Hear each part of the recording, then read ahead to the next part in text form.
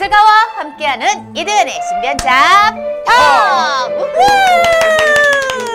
네, 오늘은 익산음악협회 지부장이신 김진옥 지휘자님을 모셨습니다. 짠짜라짠짠짠!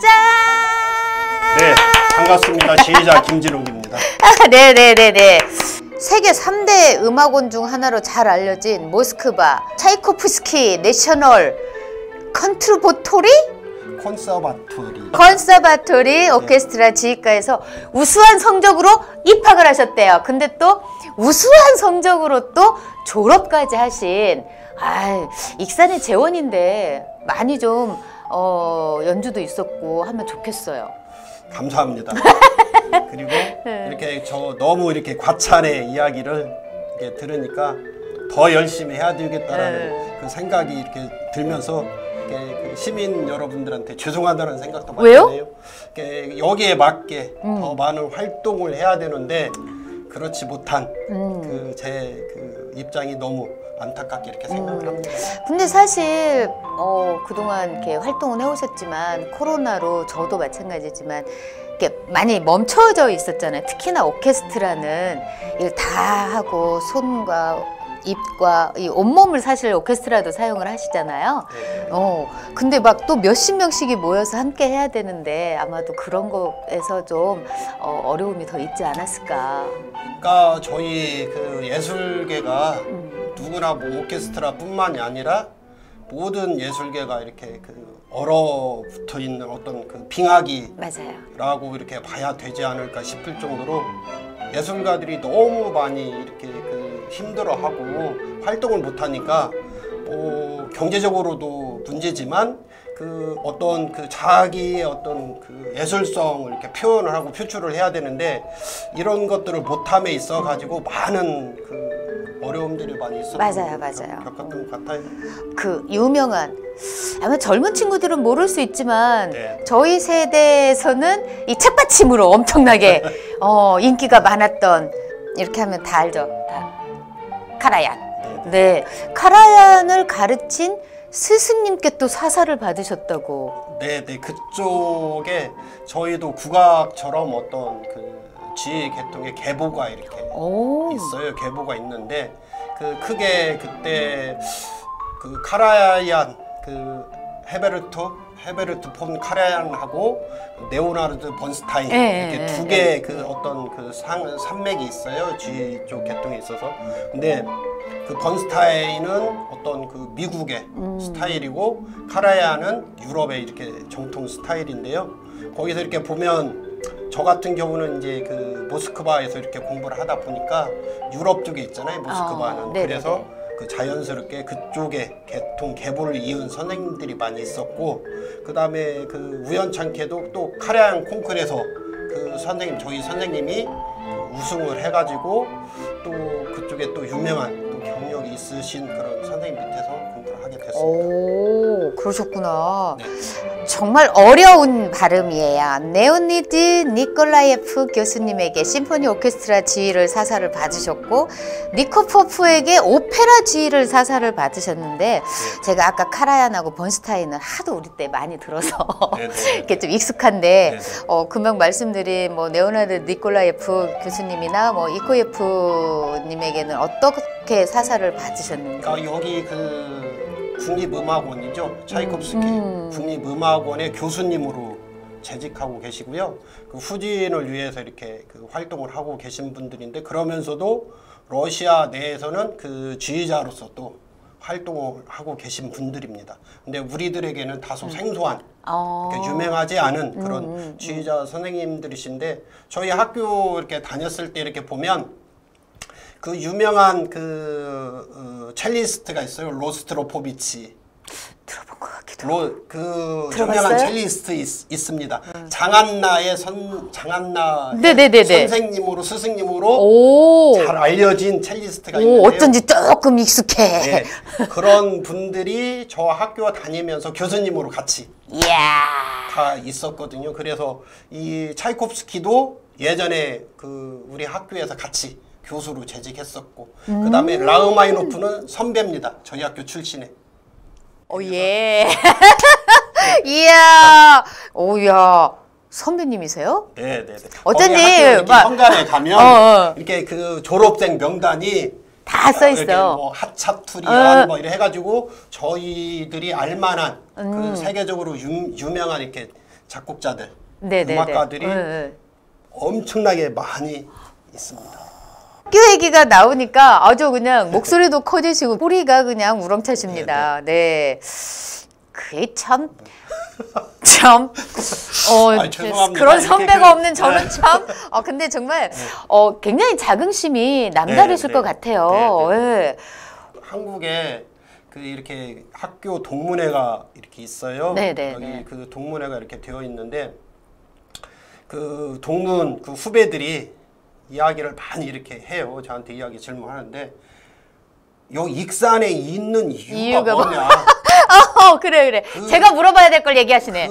좋아요. 거기를 학교 이제 이렇게 재학 시절에 유학을 하면서 제 어떤 꿈과 목적은 어떤 국제 콩쿠르에서 입상을 하는 게 제 목표였습니다. 하지만 그 제가 그 어떤 지금은 그 예술가들이 층들이 점점 그 연령대가 낮아지고 있어요. 이렇게 성공하는 친구들이 낮아지고 있고 저는 그보다 조금 늦게 이제 그 유학 공부길에 올랐는데 그러다 보니까 그 실력보다는 기회 자체가 주어지질 않습니다. 그래서 거기서 이렇게 공부를 열심히 하고 이렇게 했는데도 불구하고 그럴 기회가 제가 없어가지고 이렇게 귀국길에 이렇게 올라가지고 이렇게 오게 됐는데요. 처음에 나갔을 때는 두 번 다시 여기 안 오겠다. 죽더라도 거기서 죽겠다. 음악과 같이 살겠다. 그래서 그렇게 생각을 하고 나갔는데 이렇게 와가지고 이렇게 활동을 하면서 또 이렇게 지방에서 있다 보니까 그 후배들이랑 같이 공부했던 친구들이 그 제발 좀 이렇게 나오라고. 근데 제가 주어진 상황들이 또 그렇지는 못한 것 같아요. 사람이 다 원하는 대로 이렇게 또 할 수는 없고 또 제가 여기에서 또 하는 일들도 있고 제가 너무 답답할 때도 되게 많이 있어요. 이렇게 나가고는 싶지만 이제 그러지 못한 그런 이제 상황이 너무 안타까울 때가 많이 있습니다.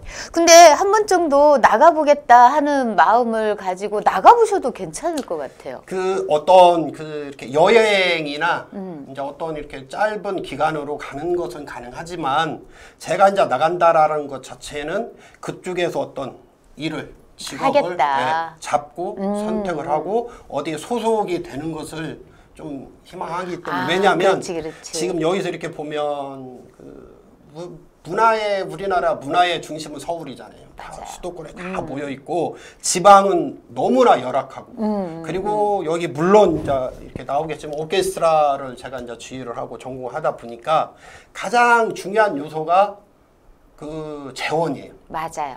우수한 연주자들을 이렇게 모아서 이렇게 해야 되는데 이것이 첫 번째로 가장 열악하고 그 다음에 또 두 번째로 또 요소가 또 뭐가 있냐면 이 우수한 인재들을 이렇게 모아가지고 훈련을 시키고 무대에 올리고 이렇게 하려면 일단 어떤 경제적인 부분, 처우를 충분하게 해줘가지고 그 해줘야 되는데 지금 저희 이렇게 그 서울도 마찬가지지만 그 투잡을 할 수밖에 없는.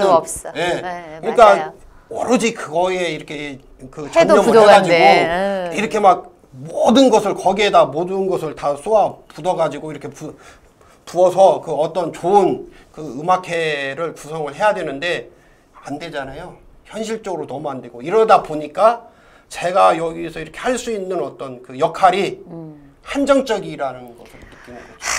그러니까 이렇게 하고 싶어도 이게 안 되죠. 이렇게 현실적으로 보면. 그리고 그러다 보니까 단원들한테 어떤 이야기를 듣냐면 어떤 그 지급해주는 어떤 경제적인 어떤 보수, 그런 페이 부분에 있어서 그것보다 이것이 너무 힘들지 않냐. 레퍼토리가. 이것 가지고 이것을 우리한테 요구한다라는 것은 너무 이기적이지 않냐.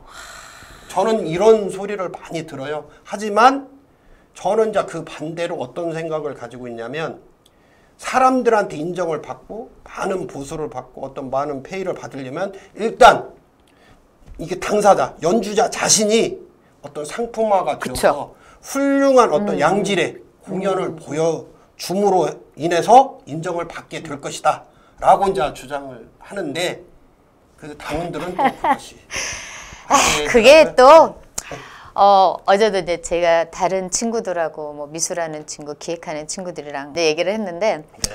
끌어가는 사람이나 어떤 위치에 있는 사람들은 위치가 무슨 막 대단한 위치가 아니더라도 뭔가 공연을 끌어가거나 뭔가 하는 사람들은 정말 갖추어지기를 바라잖아요, 사실. 그 우리 현실에서 요만큼이지만 이거보다 조금이라도 더 가자. 그래 앞으로 갈 수 있는 힘이 생기니까 하는데 젊은 친구들은 조금이 힘든 거야, 가기가.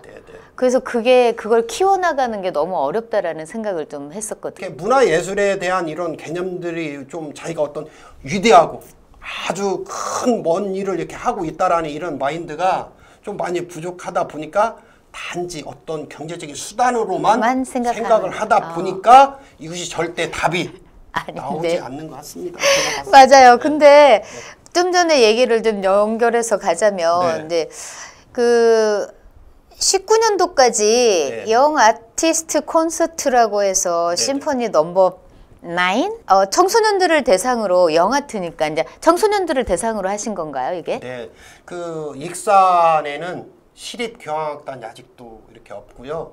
그리고 익산에 이렇게 보면 그래도 재능 있는 친구들이 좀 상당수 있는 것 같아요. 그러니까 그 인구는 계속 이렇게 줄어들고 있어도 그래도 이렇게 그 삶의 어떤 질이나 이런 것들이 교육 수준들이 이렇게 올라가면서 그 문화예술을 이렇게 향유를 하고 그다음 갈구를 하고 그다음에 뭔가 거기에 대한 어떤 동경이나 이런 것들을 꿈꾸며 이제 열심히 노력하는 친구들이 있는데요. 그런 친구들이 안타깝게도 뭐 환경적으로 그 좋은 환경을 가지고 있는 친구들도 있지만 대부분 그러니까 시민들이 생각했었을 때 음악하면 돈 많고 뭔가 이렇게 모든 것이 잘 갖춰진 친구들이 하는 것으로 이렇게 생각을 가지고 있어요. 하지만 그 이면에 또 재능을 가지고 있어도 기회가 없어가지고 어떤 무대에 설 수 있는 것들을 이렇게 접할 수 있는 것이 없다 보니까 이런 것들을 좀 저희 그 협회에서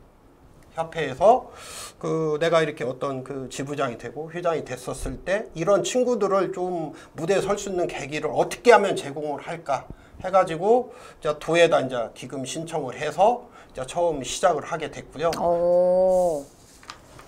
근데 19년도에 하고 지금 못 하고 계시죠? 네. 그 안타깝게도 코로나가 이름이 코로나 정말 코로나가 이렇게 와가지고 그것 때문에 이렇게 못 하게 됐는데 그 이제 코로나가 좀 어느 정도 잡히고 그렇게 해서 올해 이렇게 또 이렇게 개최를 하려고 했으나 그 예금 그 지원금 이렇게 신청한 것이 안 됐어? 통과가 되지 못해서 안타까워라. 올해는 이렇게 좀 가지지 못함에 대해서 너무 안타깝게 그러니까요. 생각을 가지고 있습니다. 네네. 아니 그래도 익산이 사실은 오케스트라 특히나 이제 음악 클래식 쪽에 상당한 재원과 자원을 가지고 있는 지역 중에 하나잖아요. 근데 이런 지역적인 안배들이 없다는 게 너무 아쉽긴 하네요. 인프라가 많이 있음에도 불구하고 이것을 활용을 못한다라는 것에 대해서 아쉬움을 많이 가지고 있죠. 맞아요. 그런데 거기에 아직도 전주, 군산, 익산 이렇게 3시가 이렇게 있는데 그 중에서도 익산만 없죠. 시립교향악단이 아직도 자리를 잡지 못하고 있습니다. 너무 안타까운 현실입니다. 근데 사실은 뭐 조례까지도 되고 했지만 아직 통과가 못해서 좀 저도 공연자로서 좀 아쉬움이 있긴 합니다. 자, 이제 너무 막 열정적으로 얘기를 하셔갖고 사실 제가 끼어들 틈도 없었고 이런 인터뷰는 정말 처음입니다. 자, 근데 이제 뭐 예술가로 접어든 계기들도 있겠지만 지휘를 해야겠다, 지휘자를 하고자 한 계기가 있을 것 같아요. 저 어렸을 때부터 이렇게 보면 가정 환경은 이렇게 어떤 부모님들 농사를 이렇게 농부로 이렇게 지내셨고요. 그런 가운데서 저는 어려서부터 이렇게 그림과 어떤 음악을 좀 좋아했습니다. 그러다 보니까 제가 이렇게 찾을 수 있는 어떤 꿈이 뭐고 희망은 어디에서 찾을 것인가 이렇게 고민을 한 끝에 자, 음악을 통해서 그것을 이렇게 하게 됐는데요. 집에서 너무 많은 반대를 해가지고 그쵸. 양반의 어떤 그런 채통 이런 것을 중요시했기 때문에 거의 저 이렇게 보따리 싸갖고 집에서 나왔습니다. 그때 음악 이렇게 한다고 해가지고 그래서 그때부터 이제 조금씩 이제 캐리어를 쌓아서 이제 지금 현재 저를 만들게 된 것 같아요. 지휘로 이렇게 보통 이렇게 악기를 많이 다루잖아요. 네. 근데 지휘로 이렇게 전환을 하신 거예요? 아니면 처음부터 지휘를 하시고자 처음에 했었나요? 이렇게 악기를 좀 이렇게 하다가요. 그 시립교향악단에 군산 시립교향악단에서 이렇게 그 연주를 이렇게 했어요. 그 1번 연주 수석 연주자까지도 이렇게 하고 이렇게 했는데 거기에서 어떤 지휘자와의 어떤 그 좀 뭔가 음악적인 견해 차이 그것이 너무 컸던 것 같아요. 저하고 이렇게 생각하는 기준들이. 그래서 자 그런 계기도 있었지만 일단 그 더 넓은 음악들을 이렇게 어떤 악기 연주를 너무 이렇게 좁잖아요. 어떤 뭐 음악 표현하는 것들이 그래서 더 많은 표현과 어떤 철학과 어떤 사상을 음악적으로 좀 표현하는 거에 있어서 많은 고심도 있고 갈등을 하다가 그러면 이렇게 지휘자로서 뭔가 좀 그 뜻을 펼쳐봐야 되겠다 해서 이제 그 지휘를 하게 됐습니다. 그러니까 결국은 저도 이제 배우를 하다가 거의 비슷한 생각을 가지고 연출로 전향을 하면서 이제 극단을 창단을 했는데 연출님이시나 마찬가지잖아요. 어떻게 보면 지휘자라는 이치가. 그러셨구나. 근데 이제 뭐 모스크바도 다녀오시고 했지만 가장 그래도 내 인생에서 이 연주만큼은 너무 기억에 남아라고 하는 첼로 그래도 기억에 남는 공연은요. 수많은 세계적인 연주자하고 이렇게 연주도 이렇게 했지만 그 모스크바에서 했던 그 푸치니의 라보엠. 네네네네. 라보엠을 제가 이렇게 연주를 이렇게 했었는데요. 그 내용은 거의 그 크리스마스 이브에 어떤 가난한 어떤 예술가들의 어떤 그 생활들을 주제로 해서 만든 오페라예요. 그래서 결국은 이렇게 사랑은 이루어지지만 서로 죽음으로 이별을 하는 안타까움 그것을 이렇게 표현한 그 작품인데요. 저의 그 어려웠던 생활들과 그 다음에 거기에 그 유능한 실력이 있는 실력파 그 아티스트들과 어떤 그런 미묘한 어떤 그런 공감대가 돼가지고 형성이 돼서 그 저한테 가슴속 깊이 이게 좀 많이 남아있는 연주로 이렇게 자리 잡은 겁니다. 맞아요. 이게 좀 전에 지휘로 전향하신 얘기를 하셨지만 서로 교감한다는 게 그리고 그걸 내가 느끼고 또 보는 분한테 또 함께 하게끔 하는 것이 이게 가장 좀 중요하다고 생각하는데 그럼 모스크바에서 그리고 또 이런 거 있어. 정말 좋은 재원들과 함께 하는 공연이 인생에 사실은 몇 번이 있을까라는 생각을 사실 하거든요. 너무 행복하죠. 그쵸. 네, 맞아요. 근데 저희는 이제 연극을 할 때 실력이 있고 없고를 떠나서 저희는 이제 어떤 일상이나 생활에 대한 부분이긴 하지만 이런 오케스트라를 보면서 저분들은 저분과 함께 연주하고 있는 오케스트라나 지휘자나 또는 저 오케스트라에 또 이제 정말 유명한 이런 사람들은 이 자리가 얼마나 행복할까라는 생각을 전 또 가끔 해봤거든요. 근데 그런 걸 느끼셨다니까 좀 부럽다라는 생각이 좀 드네요. 지금 이렇게 보면 K-팝이나 이렇게 보고 이렇게 하면 거의 디지털 이렇게 어떤 그 MZ 세대라고 이렇게 하는가 이렇게 하다 보니까 이 아날로그 감성이 점점 그 설 자리가 좁아진다라는 것을 저희가 피부로 느끼고 그 다음에 그 예술이나 이런 계통의 어떤 그 학교들, 단체들 이런 것들이 어떤 경제적인 논리의 대상으로 전락이 돼가지고 이게 너무 그것이 결국에는 그 어떤 인간의 본성에 가장 필요한 내용임에도 불구하고 이것이 지금 외면당하고 무시당하고 있는 것이 너무 가슴 아픈 현실이고 익산 시내에서도 이런 학교들이 저희 학교도 마찬가지예요. 지금 어떤 경제적인 논리로 학교가 바뀝니다. 맞아요. 다른 학교로 이렇게 다 바뀌고 모든 것들이 그 디지털화 이렇게 돼서 너무 이렇게 감수성이나 이런 어떤 인간다움이 많이 그쵸. 사라지는 저는 좀 가슴이 좀 많이 아팠던 게 뭐냐면 음악가가 없어졌잖아요. 네.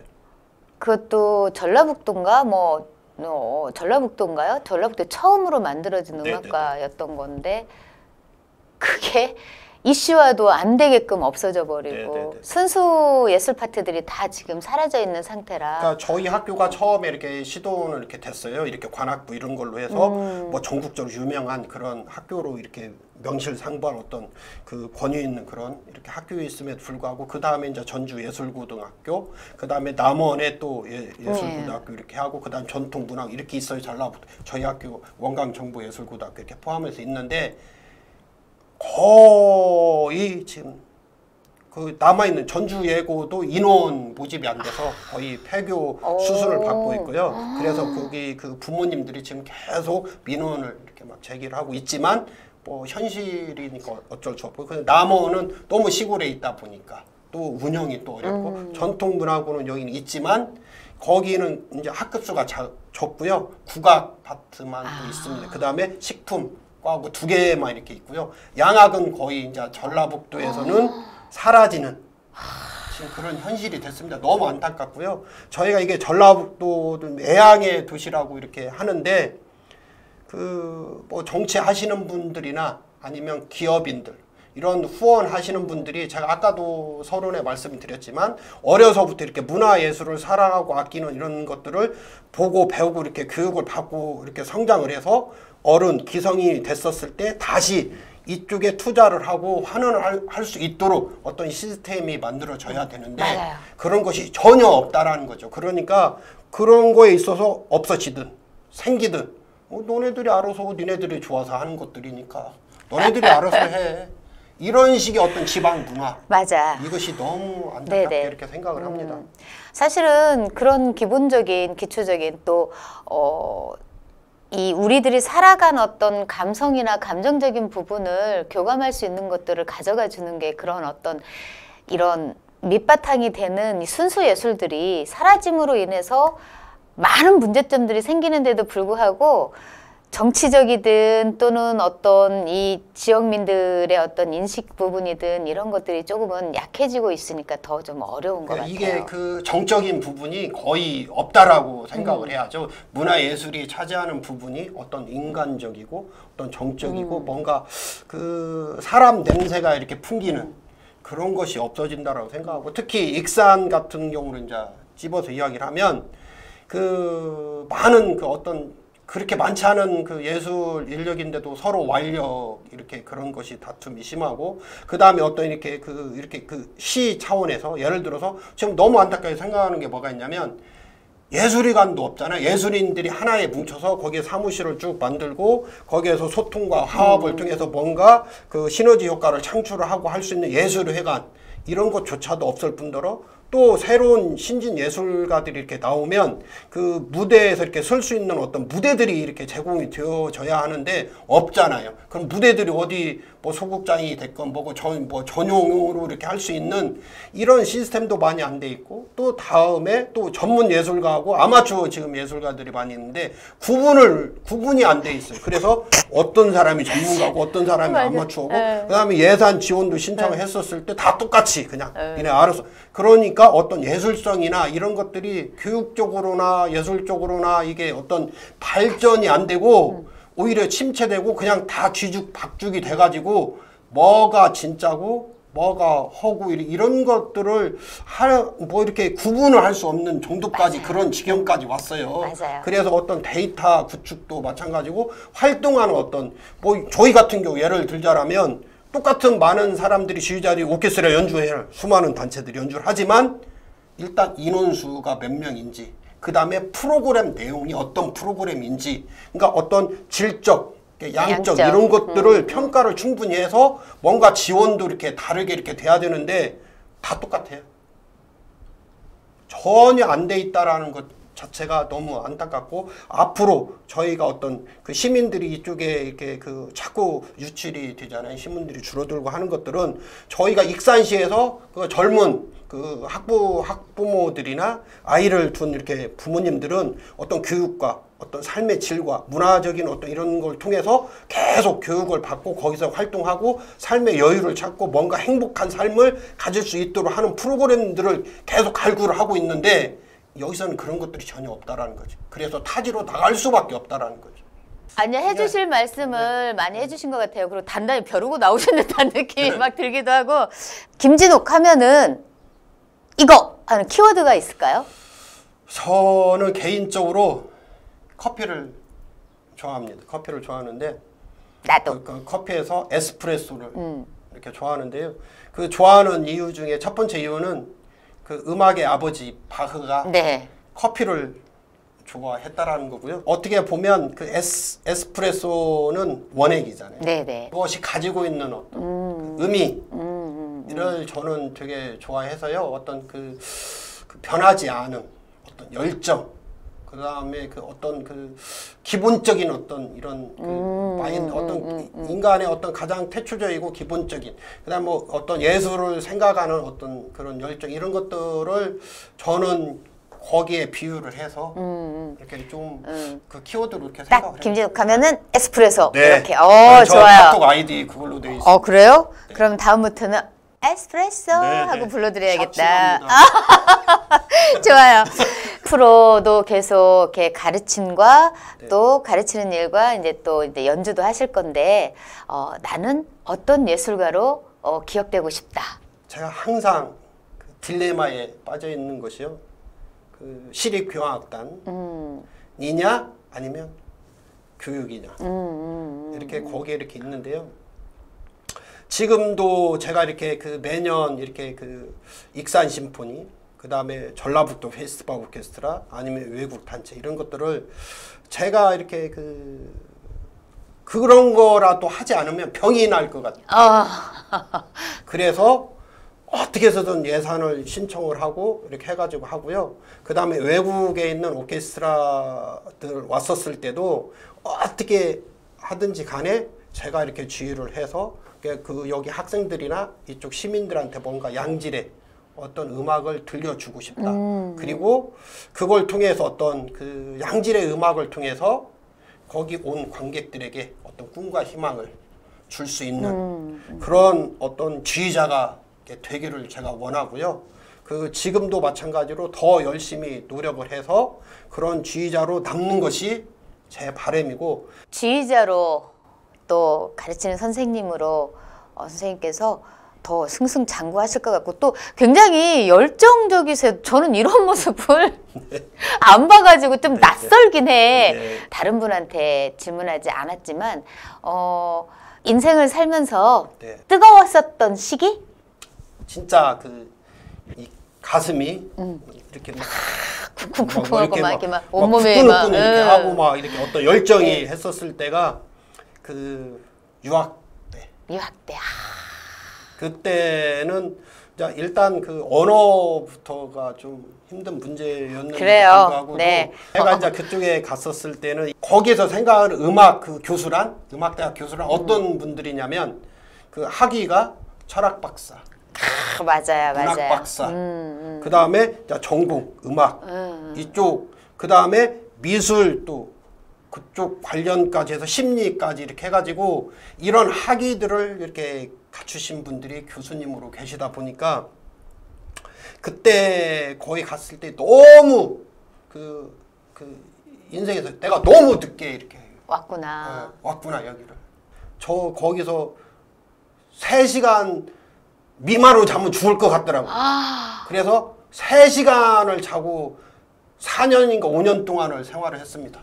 그래도 아무 병 안 생기고 더 건강한 거 아니야? 더 건강한 거 아니야? 너무 행복했고 너무 좋았고 수업 들어가서 이렇게 졸지도 않고 너무 좋았습니다. 그때가 가장 행복하고 열정적이었고 가장 핫한. 너무 좋습니다. 오늘은 음악협회 지부장님이라는 호칭보다는 지휘자 김진욱이다가 훨씬 더 본인에게 딱 맞는 옷이다라고 하시는 우리 지휘자님을 만나 뵙고 있는데요. 이제 인사드릴 시간이 다가오고 있고요. 너무 열정적으로 말씀도 해주시고 지금의 어떻게 보면은 현실적인 얘기도 많이 해주시고 그래서 또 오늘 이렇게 나와주셔서 감사하고 자 여러분 많이 봐주시고요. 또 익산에 오케스트라 또 클래식 하시는 분들 용기를 가지시고 앞으로 쭉쭉쭉 나아갔으면 좋겠습니다. 저 클래식 좋아합니다. 네, 저희 익산에 계시는 연주자 분들 힘내시고 저와 함께 진짜 모든 연주자들이 살고 싶은 익산으로 함께 만들어 갔으면 하는 염원을 가지고 있습니다. 마지막 너무 좋다.